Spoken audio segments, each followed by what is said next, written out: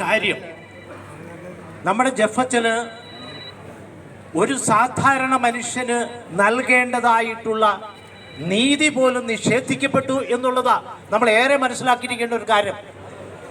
അതും ക്രൈസ്തവ സഭയിലാണ് നമ്മൾ മനസ്സിലാക്കണം.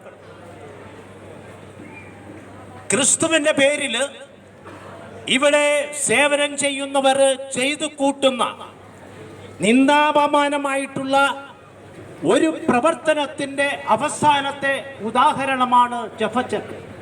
ബലിയാടാണ് ജഫച്ചൻ. ആരാണ് ഇതിന് കളമൊരുക്കിയത്? ഇവിടുത്തെ വികാരി അച്ഛനാണ്. വളരെ വ്യക്തമായിട്ട് അദ്ദേഹം അവിടെ ഇരുന്നത് കേൾക്കുന്നുണ്ട്.